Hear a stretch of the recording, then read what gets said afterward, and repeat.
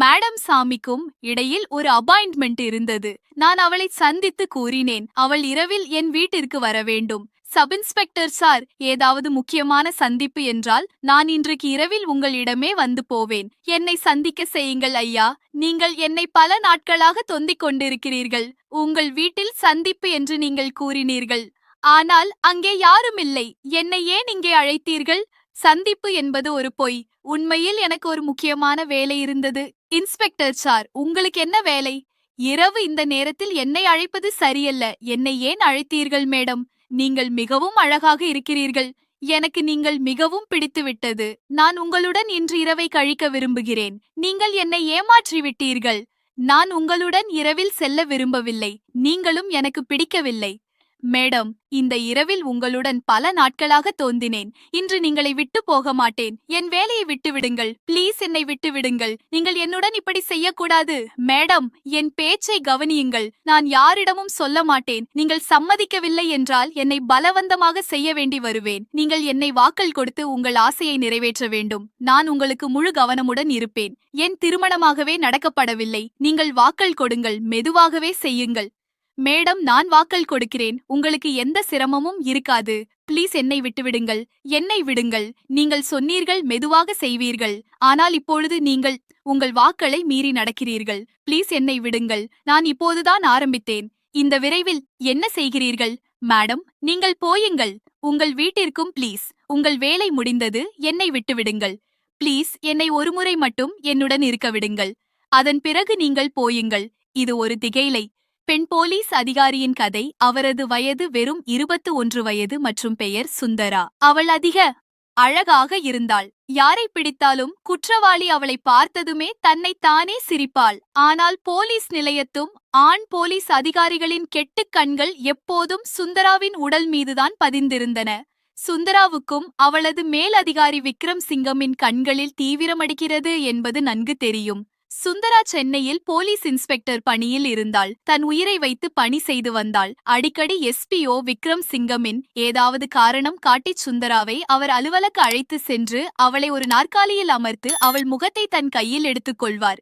சுந்தரா யாரையும் பார்க்காமல் அங்கிருந்து ஓடிவிடுவாள். எஸ்பிஓ விக்ரம் சிங்கமின் சுந்தராவின் பின்னால் துரத்திக் கொண்டே இருந்தார். ஏதாவது வழியாக அவளை தொட வேண்டும் என்று எப்போதும் வாய்ப்பு கொண்டிருந்தார். ஒரு நாள் அவர் ஒரு திட்டமிட்டார். சந்திப்பு என்ற பெயரில் பொய்த்து சுந்தராவை இரவில் அவர் வீட்டிற்கு அழைத்து சென்றார். வீடு சென்னையின் ஒரு சிறந்த வட்டி மனையில் இருந்தது.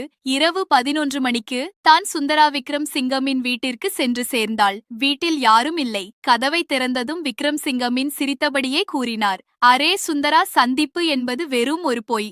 உண்மையில் எனக்கு உங்களுடன் ஒரு முக்கியமான வேலை இருந்தது. சுந்தராவுக்கு உடனே புரிந்தது. இன்று என்ன நடக்கப் போகிறது என்பது அவளுக்கு தெரிய ஆரம்பித்தது. அவளது முழு உடலும் நடுங்கியது. அவள் மனதுக்குள்ளேயே கடவுப்பித்தாள். இன்று என் மரியாதை, நீங்கள் இந்த பெண்ணை காப்பாற்ற வேண்டும் என்று பிரார்த்தனாள்.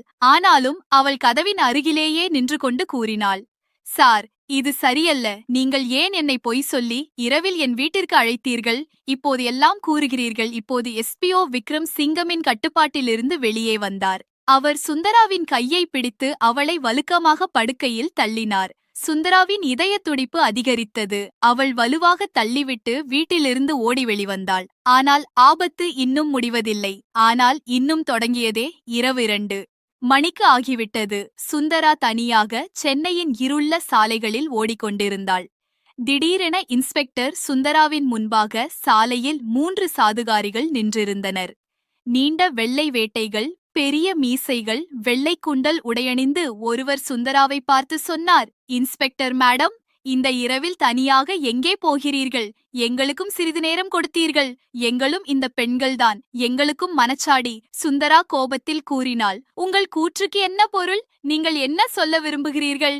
மற்றொருவர் சிரித்தபடியே கூறினார், உங்களை பார்த்ததும் எங்களுக்குள்ளே நெருப்பாக ஒரு தீ பற்றியது. சுந்தரா கோபத்தில் கூறினாள், உங்கள் வழியை எடுத்துக் கொள்ளுங்கள், இல்லையென்றால் நல்லதில்லை. நான் போலீஸ் உங்களை விட்டுவிட மாட்டேன். ஆனால் 3 சாதுகாரிகளும் மது நச்சில் இருந்தனர். அவர்கள் இன்ஸ்பெக்டர் சுந்தராவின் சுற்றுப்பற்றில் சுற்றி கொண்டனர். சுந்தரா பயந்தாள். அவள் விரைவாக அங்கிருந்து ஓடிவிட விரும்பினாள். ஆனால் 3 பேரும் அவளது பின்னால் ஓடி வந்தனர். இரவின் இருள், தனிமையான சாலை, சுந்தராவின் மூச்சிடுகளின் ஒலி மற்றும் அந்த 3 சாதுகாரிகளின் கால் தடங்களின் ஒலியும் கேட்டு வந்தது. அந்த இருளிலும் அந்த தனிமையான சாலையில் யாரும் இல்லை. இன்ஸ்பெக்டர் சுந்தராவை அந்த 3 சாதுகாரிகளிடமிருந்து காப்பாற்ற முடியவில்லை. திடீரென ஒரு சாதுகாரி பின்னால் சென்று சுந்தராவின் கையை பிடித்து சொன்னார், இன்ஸ்பெக்டர், மேடம், எங்களை இப்படி விட்டுவிட்டு எங்களிடமிருந்து எங்களை ஏன் ஓட விடுகிறீர்கள்? எங்களுக்கும் சிறிது மகிழ்ச்சி கொடுத்தீர்கள். சுந்தரா வலுவாக கையை அவிழ்த்தெறிந்தாள். ஆனால் 3வது நபர் சிரித்தபடியே கூறினார், எங்களுக்கும் உங்களுடன் சிறிது நேரம் கழிக்க வைத்தீர்கள். இன்ஸ்பெக்டர் மேடம், உங்களை பார்த்து எங்களுக்குள்ளே மோகம் மேலும் அதிகமாகியது. நீங்கள் எங்களை சம்மதித்தால் உங்களை இங்கிருந்து சென்று விடுவோம். பிறகு மற்றொருவர் வலுவாக இழுத்திச் சென்று இன்ஸ்பெக்டரின் யூனிஃபார்மை கிழித்தெறிந்தார். அப்பொழுது இன்ஸ்பெக்டர் சுந்தரா புரிந்தாள்.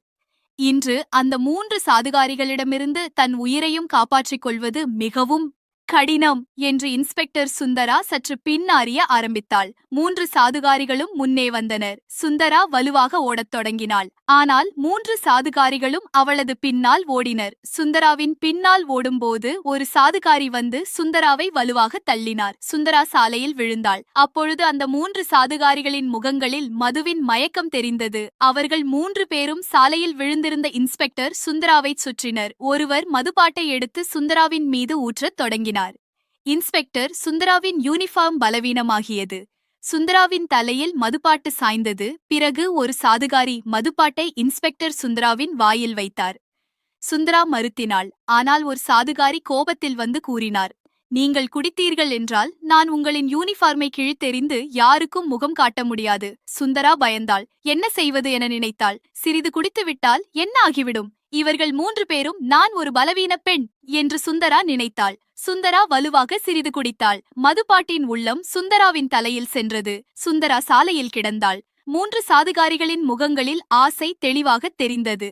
இன்று இரவு இன்ஸ்பெக்டர் சுந்தரா தன் கன்னிய உயிர் இழந்து விடுவதை பார்த்து மலைத்துக் கொண்டிருந்தார்கள். 3 சாதுகாரிகளும் எதிர்பாராமல் சுந்தராவின் அருகில் வந்தனர். ஒரு சாதுகாரி சுந்தராவின் முடியை பிடிக்க கையை நீட்டினார். அன்னொரு சாதுகாரி கை காட்டினார். இவரின் கைகள் காட்டினார். சுந்தரா இறுதி முயற்சியை மேற்றெடுத்தாள். தரையில் கிடந்திருந்த மதுப்பாட்டை எடுத்து முழுவலுவுடன் ஒரு சாதுகாரியின் தலையில் எறிந்தாள். மதுப்பாட்டு சாதுகாரியின் தலையில் பட்டதில் அவரது தலை பிளந்து ரத்தம் சிந்தியது. அவர் மூர்ச்சையுடன் தரையில் விழுந்தார். மீதம் 2 சாதுகாரிகள் தங்கள் தோல்வி இந்த நிலையை பார்த்து பயந்தனர். சுந்தரா நடுங்கிய உடலுடன் எழுந்து மீண்டும் ஓடத் தொடங்கினாள். ஆனால் மதுவின் விளைவால் அவளால் ஓட முடியவில்லை. ஒரு சாதுகாரி அவளது காலை பிடித்தார். மற்றொருவர் கோபத்துடன் அவளது அருகில் வந்து கோபமாக கூறினார், முதலில் எங்கள் வேலையைச் செய்து உன்னை விட்டு விடுவோம். ஆனால் இப்போது நீ எங்களிடமேயே இருவாய். இதை கேட்ட இன்ஸ்பெக்டர் சுந்தரா மேலும் பயந்தாள். கூறினாள், நான் உங்களுக்கு என்ன தீங்கியது? மன்னித்து விடுங்கள், என்னை விட்டு விடுங்கள். ஆனால் 2 சாதுகாரிகளும் சுந்தராவின் வேண்டுமை கேட்கவில்லை. அவர்கள் சுந்தராவை பிடித்து சண்டை பற்றிக் கொண்டு இழுந்து போகும் காட்டுக்கு அழைத்துச் செல்லத் தொடங்கினர். அது சென்னையின் பின்னால் யமுனா நதியின் கரையில் அமைந்திருந்த பழங்கள் கோயில் வலுவாக தள்ளிவிட்டார்கள். கோயிலுக்குள்ளே வலுவாக தள்ளிவிட்டார்கள். கதவை சாத்திவிட்டார்கள். கோயிலுக்குள்ளே சுந்தரா மற்றும் 3 சாதுகாரிகள் மட்டும்தான் இருந்தனர். சுந்தராவுக்கு உறுதியாகியது, இன்று என் கன்னிய உயிர் இந்த சாதுகாரிகளிடம் அழியப் போகிறது. அவளது முழு உடலும் பயத்தால் நடுங்கியது. ஒரு கோயிலில் தனியான பெண்மை மற்றும் 3 சாதுகாரிகள் இதில் கன்னியை காப்பாற்றுவது நேர்த்தானல்லை. ஒரு சாதுகாரி சுந்தராவின் கையை பிடித்து சொன்னார், இப்பொழுது உன் கெட்டி எங்கே செல்கிறது? சுந்தராவின் கண்கள் கோயிலின் மூலையில் கிடந்திருந்த பழைந்த மரத்தின் மீது பட்டன. ஒருவர் நெருங்கினார். என்றவுடனே சுந்தரா மரத்தை எடுத்து அந்த சாதுகாரியின் தலையில் எறிந்தாள். தலையிலிருந்து ரத்தம் சிந்தியது. மீதம் 2 சாதுகாரிகள் தங்கள் தோழியின் கூற்று கோடினர். பிறகு சுந்தராவிற்கு ஓடுவதற்கு வாய்ப்பு கிடைத்தது. இன்ஸ்பெக்டர் வேகமாக கதவை திறந்து இருளில் மறைந்து ஓடத் தொடங்கினாள். இன்ஸ்பெக்டர் சுந்தரா கோயிலுக்குள் நுழைந்து பாய்ப்புடன் ஓடினாள். ஆனால் ஆபத்து இன்னும் முடிவதில்லை. ஆனால் மேலும் அதிகமானது. சுந்தராவின் பின்னால் 2 சாதுகாரிகளும் வந்து கொண்டிருந்தனர். சற்றுபோது ஒரு பழைந்த தொழிற்சாலை இருந்தது. சென்னையின் கரையில் ஒரு கைவிட்ட சிமெண்ட் தொழிற்சாலை. சுந்தரா உள்ளே சென்று ஒரு பெரிய இயந்திரத்தின் பின்னால் மறைந்து கொண்டாள். அவளது மூச்செடுக்களை பயத்து ரோத்திக் கொண்டாள். 3 சாதுகாரிகளும் உள்ளே வந்தனர். அவர்கள் கையில் இரும்பு தேக்கு என் கம்பி இருந்தது. அவர்கள் சுந்தராவை துரத்திக் கொண்டனர். இம்மையாக யாரை பார்த்தார்கள்? நாம் வந்துவிட்டோம், எங்களை மகிழ்ச்சியாக்குங்கள், நாம் உங்களை சென்று விடுவோம்.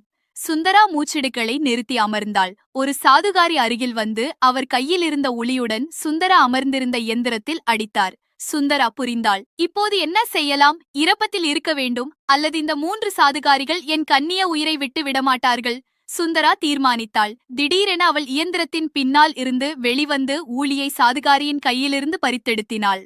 அவள் அதை அருவில் வலுவாகச் சுற்றி சாதுகாரியின் காலில் குத்தினாள். அவர் கீழே விழுந்தார். மீதம் 2 பேர் சுந்தரா மீது தாக்கத் தொடங்கினர். ஆனால் அப்போதுதான் சுந்தரா சிமெண்ட் தொழிற்சாலையின் மறுபக்க வாசலில் இருந்து வெளியே வந்தாள். ஆனால் 3 சாதுகாரிகளும் வெளியே வரவில்லை. அவர்கள் தங்களுக்குள் நடந்த சுந்தராவை 4 பக்கத்திலிருந்து கட்டினார்கள். ஒரு சாதுகாரி வேட்டை காட்டினார். இவரது கைகள் கட்டுவிட வேண்டும், இல்லையென்றால் மீண்டும் ஓடிவிடுவாள் என்று மற்றொருவர் கூறினார். சுந்தரா கூறினாள், சரி, நீங்கள் என்ன விரும்புவதோ அதை நான் செய்ய தயாராக இருக்கிறேன். 3 சாதுகாரிகளும் மகிழ்ச்சியாக நகை தட்டினர். எங்களுக்கு என்றால், இன்று வாழ்க்கைக்கு வந்தோம், யாரிடமும் எதையும் தொலைத்தோம், இன்றைக்கு எங்களுடைய வேண்டுமையெல்லாம் நிறைவேற்றும், சரியென ஒப்புதான். 3 சாதுகாரிகளும் எண்ணித்தனர். ஒரு சாதுகாரி சுந்தராவின் அருகில் வந்தார். சுந்தரா கூறினாள், இந்த இடம் சரிதான், நீங்கள் கீழே செல்லுங்கள், நானும் உங்களுடன் செல்வேன். சாதுகாரி மதுவில் இருந்தார். அவர் கீழே சென்றார். சுந்தரா அவர் பின்னால் சென்றாள். அவள் முனவாக குனிந்து நின்று சென்றாள். பிறகு அவரது முதுகையில் போலீஸ் கம்பியை வலுவாகத் தாக்கினாள். அவர் தடுத்து விழுந்தார்.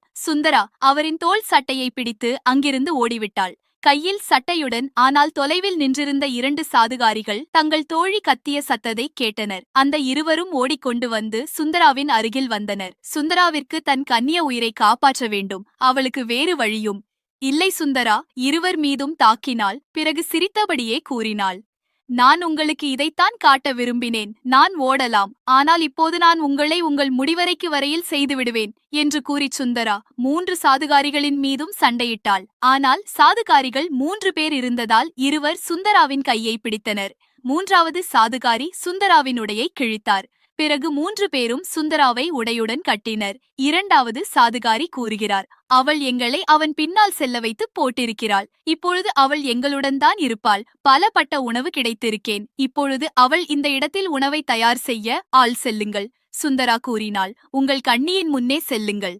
கண்ணிக்கு நான் பார்த்திருப்பேன். சுந்தரா மாறி மறைந்து கொண்டாள். சாதுகாரி கண்ணியின் முன்னே சென்று மரணத்தை கையில் எடுத்துக்கொண்டு அமர்ந்தார். சுந்தரா கண்ணியின் முன்னே சென்று அவரை கவனித்து சிரித்தாள். சுந்தரா அவரை ஈர்ப்பத்துடன் தன்னை ஒப்பாட்டி எடுக்க வைத்தாள். சாதுகாரி சுந்தராவின் முகத்தில் கையை வைத்து உருவாக்கத் தொடங்கினார். சுந்தரா அவருக்கு மெதுவாக விழுந்து சிரித்தாள். ஆனால் சாதுகாரி சுந்தராவின் முகத்தை அவள் கையால் அகற்றவில்லை. சாதுகாரி சுந்தராவிடம் இப்போது முழுமாயமாக பசிந்தார். சுந்தரா கூறினாள், நான் சம்மதித்து விட்டேன். இன்று நீங்கள் ஒப்பத்தில் நம்பிக்க வேண்டும். சாதுகாரி மதுவில் இருந்தார். சுந்தரா அவரை பசிந்தப்படுத்தினாள். சாதுகாரி சுந்தராவிற்கு இப்போது நிச்சயம் ஏற்பட்டது. சுந்தரா கூறினாள், நான் சம்மதித்துவிட்டு அழைந்து போனால் நீங்கள் என் மீது என்ன செய்வீர்கள்? சிறிது தூர திறந்து விடுங்கள், பிறகு கட்டுங்கள். சாதுகாரி மகிழ்ச்சியுடன் சுந்தரா சொன்னார், நான் உங்களிடம் பார்த்திருப்பேன். சாதுகாரி கண்ணியின் முன்னே சென்று அமர்ந்தார். சுந்தரா அவருக்கு எதிராக கண்ணியை வெளியே கூறினாள். சுந்தரா மீண்டும் போலீஸ் ஸ்டேஷனுக்கு தொலைபேசி போலீஸ் அதிகாரிகளுக்கு முழு விபரத்தையும் சொன்னாள்.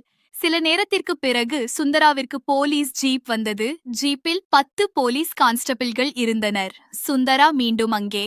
போலீஸ் கான்ஸ்டபிள்கள் தேங்கத்தை பின்னால் மறைந்து கொண்டனர்.